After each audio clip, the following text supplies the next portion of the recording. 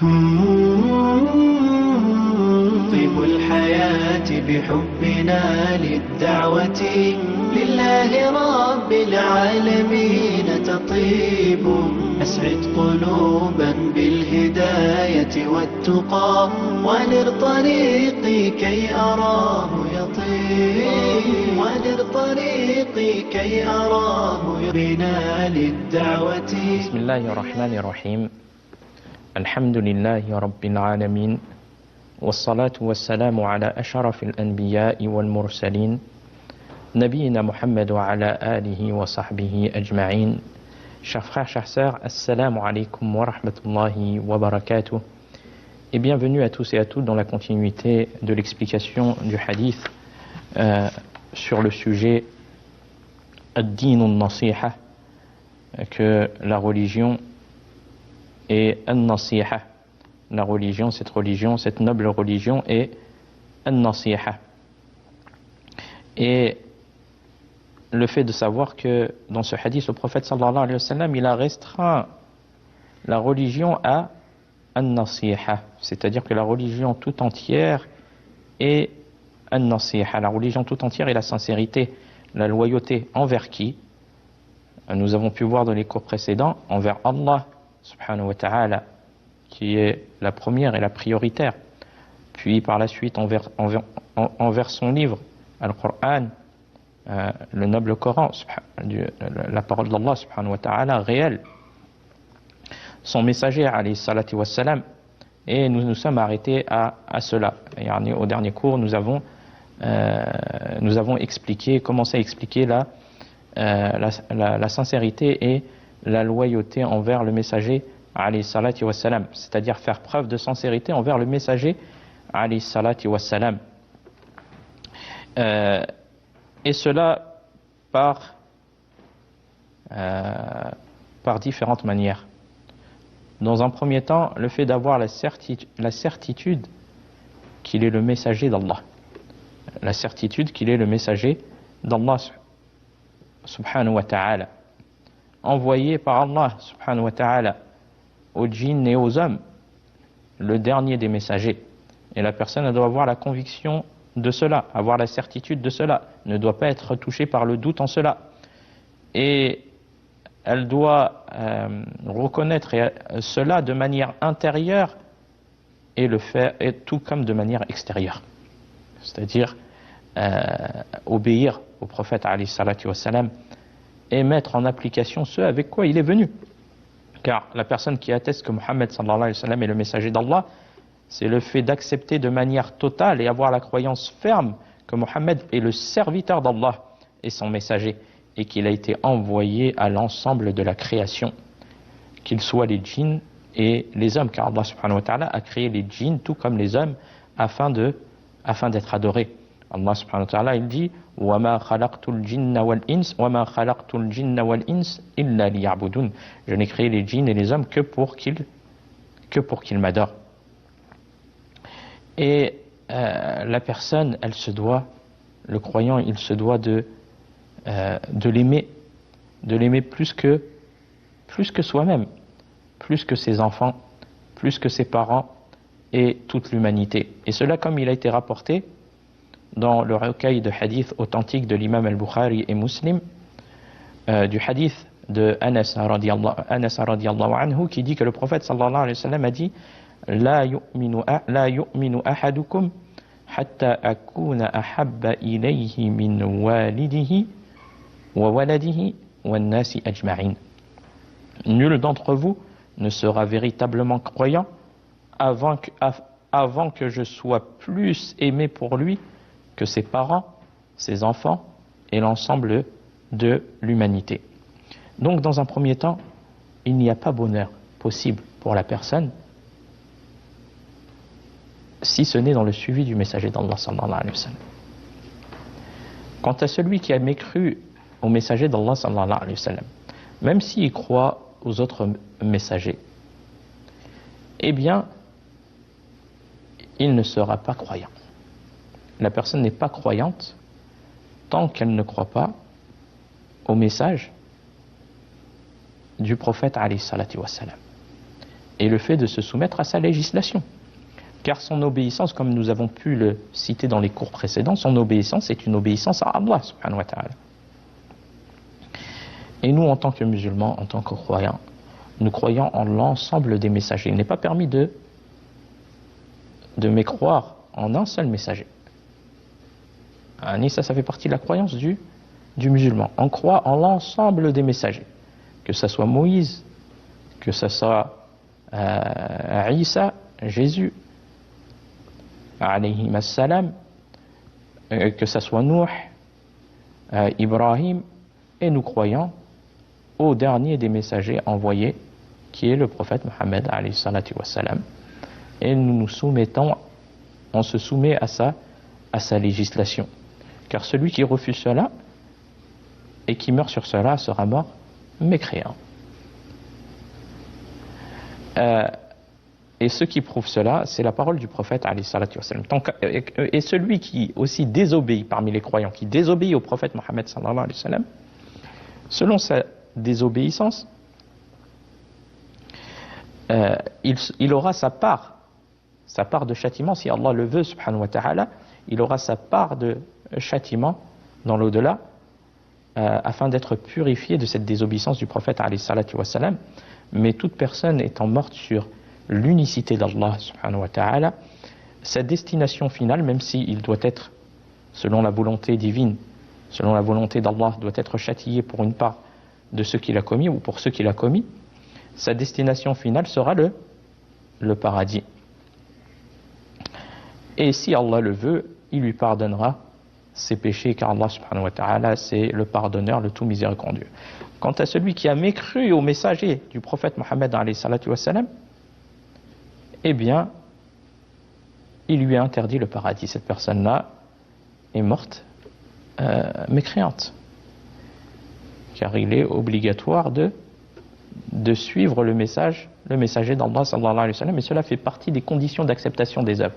Comment les œuvres peuvent être acceptées sans le suivi du prophète Mohammed sallallahu alayhi wa sallam, ou encore pire, en ayant mécru à son message? C'est pas possible. Les œuvres ne sont acceptées que si elles sont sincèrement faites pour Allah et selon le suivi du prophète Mohammed alayhi salatu wa sallam. Et ce qui illustre cela, c'est la parole du prophète alayhi salatu wa sallam, qui est authentique, qui a été authentifié par l'imam al-Bukhari dans son recueil de hadith. Ce hadith rapporté par Abu Hurayra, an Abi Hurayra radiyallahu anhu, أن النبي صلى الله عليه وسلم قال: كل أمتي يدخلون الجنة إلا من أبى. قالوا يا رسول الله ومن يأبى؟ قال: من أطاعني دخل الجنة ومن عصاني فقد أبى. Abu Hurayra, qu'Allah l'agrée, relate que le messager d'Allah sallallahu alayhi wa sallam a dit: tous les membres de ma communauté entreront au paradis. Tous les membres de ma communauté entreront au paradis. Mais écoutez, il y a une exception. Sauf ceux qui refusent. Donc les compagnons, regardez la recherche et l'importance que donnent les compagnons du prophète alayhi salatu wa sallam, dont on a profité de leurs questions utiles, qui sont profitables, et dont on profite par cela. Les compagnons, ils ont demandé. Quand le prophète sallallahu alayhi wa sallam, il a dit sauf celui qui refuse, ils ont demandé. Et qui donc refuse au messager d'Allah? Qui donc refuse le paradis? Et qui donc refuse au messager d'Allah, a-t-on demandé? Et le prophète sallallahu alayhi wa sallam, il a répondu: celui qui m'aura obéi entrera au paradis. Et celui qui m'aura désobéi aura refusé, répondu le messager d'Allah sallallahu alayhi wa sallam.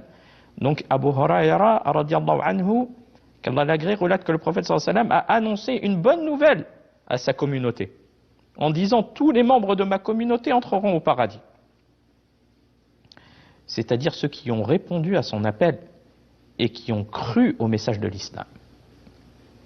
Et il a évoqué une exception à cela, sauf celui qui refuse.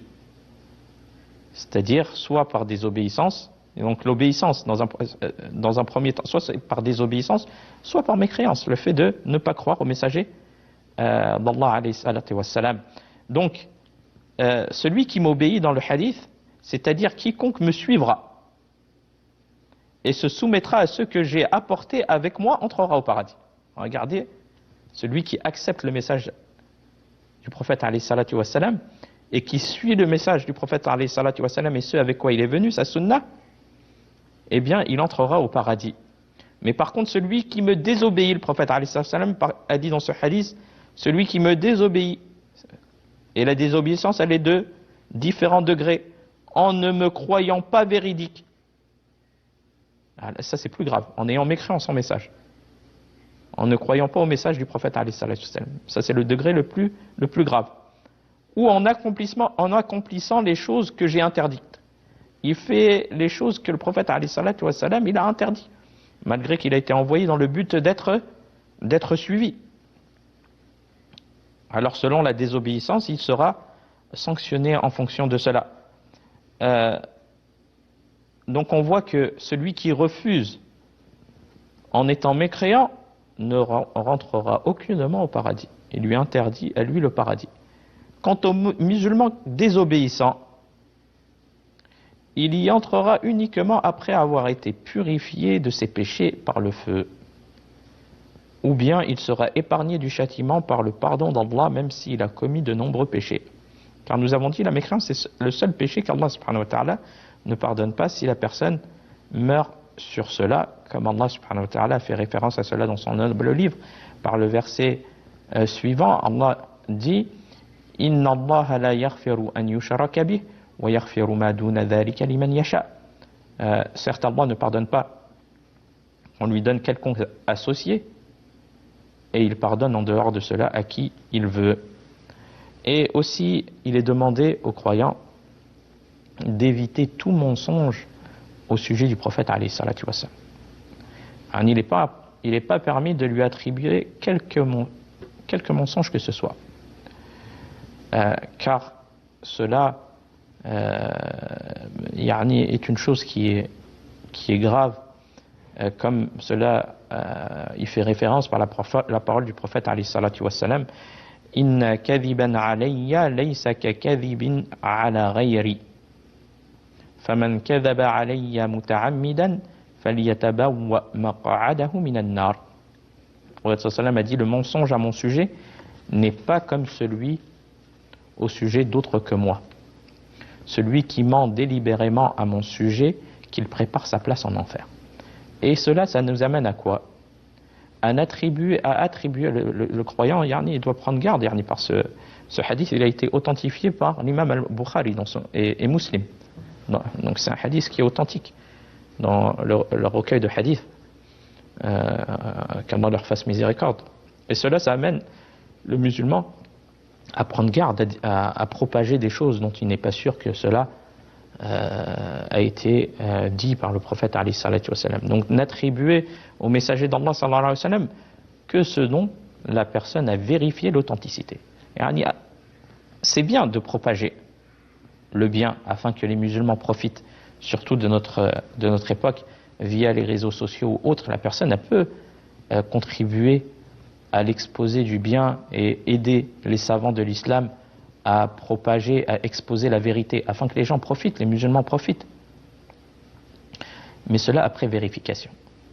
Je vérifie que le hadith que je souhaite transmettre, il est authentique. Il est authentique. Et aussi la signification, c'est la signification voulue par le prophète alayhi salatu wassalam. Donc l'importance aussi de revenir à l'explication des savants, par exemple sur le sujet, ni sur une explication donnée d'un hadith quelconque, ou et aussi concernant le hadith propagé, le fait de revenir aux livres authentiques, les recueils authentiques de hadith sur qui contiennent les paroles du prophète alayhi salatu wassalam, comme dans Sahih al-Bukhari, Sahih Muslim, qui sont les recueils de hadith les plus authentiques, sont les livres les plus authentiques après le livre d'Allah subhanahu wa ta'ala. Et tout cela fait partie de la sincérité, de la loyauté envers le messager d'Allah alayhi salatu wassalam, et ce qui fait partie aussi de la sincérité, la loyauté envers le messager d'Allah alayhi salatu wassalam, de se tenir à l'égard des innovations. N'innove pas dans la religion, même si la personne elle pense par cela yani, faire un bien. Le fait de prendre garde à cela, comme nous avons pu voir dans les cours précédents, le prophète alayhi salatu wassalam a dit Man amila amalan laysa alayhi amruna fahuwa rad. Celui qui accomplit une œuvre qui n'est pas sur nos ordres la verra rejetée. Et le prophète alayhi salatu wassalam a dit aussi dans un autre hadith qui fait référence à cela wa iyyakum wa muhdathatil umur fa inna kulla muhdathatin bid'ah wa kulla bid'atin dalalah. Prenez garde aux choses inventées, car toute invention est innovation, et toute innovation est égarement. Donc le fait de prendre garde à cela, soit ce que le prophète sallallahu alayhi wa sallam, ce par quoi il est venu, tu le mets en pratique, et ce qu'il a interdit, tu le délaisses et tu t'en écartes. Allah Azza wa Jal fait référence à cela dans son noble livre. فقال سبحانه وتعالى وما آتاكم الرسول فخذوه وما نهاكم عنه فانتهوا. Prenez ce que le messager vous donne et ce qu'il vous interdit, abstenez-vous-en. Donc le fait de prendre garde à l'innovation dans la religion, car le prophète sallallahu alayhi wa sallam a mis en garde contre cela, comme il a dit alayhi salatu wa salam فإنه من يعيش منكم فسيرى اختلافا كثيرا فعليكم بسنتي وسنة الخلفاء الراشدين المهديين تمسكوا بها وعضوا عليها بالنواجذ وإياكم ومحدثات الأمور فإن كل محدثة بدعة وكل بدعة ضلالة. Le prophète sallam a dit celui d'entre vous qui vivra verra de nombreuses divergences. Et la personne elle le voit cela. Le prophète sallam il a dit cela. Quel est le moyen, quelle est l'issue? Le prophète sallam il a annoncé cela qu'il y a des divergences qui vont apparaître et pas un petit peu de nombreuses. Mais quelle est l'issue? Le prophète sallam il nous a tout défini, tout expliqué pour celui qui s'accroche à sa sunnah. Le prophète sallam a dit celui d'entre vous qui vivra verra certes de nombreuses divergences. Accrochez-vous donc à ma sunnah et à la sunnah des califes bien guidés. Accrochez-vous-y et mordez-y avec vos molaires. Ce qui montre la manière dont la personne elle doit s'accrocher à la sunnah du prophète alayhi salatu wa salam. Puis le prophète sallam il a mis en garde par la suite, par sa parole, et prenez garde aux inventions, les innovations. Car toute invention est innovation. Et toute innovation est égarement. Regardez. Ça fait qu'il n'y a pas de bien dans l'innovation. Même s'il y en a qui disent qu'il y a des bonnes innovations. C'est faux, car le prophète sallallahu alayhi wa sallam a dit toute invention est innovation. Et toute innovation est égarement. Donc, cela montre que la personne, elle doit rester accrochée à ce qui a été rendu authentique de la sunna du prophète alayhi salatu wa salam. Tout comme le fait que tu attestes que le prophète Mohammed sallallahu alayhi wa sallam est le messager d'Allah, tu dois lui obéir.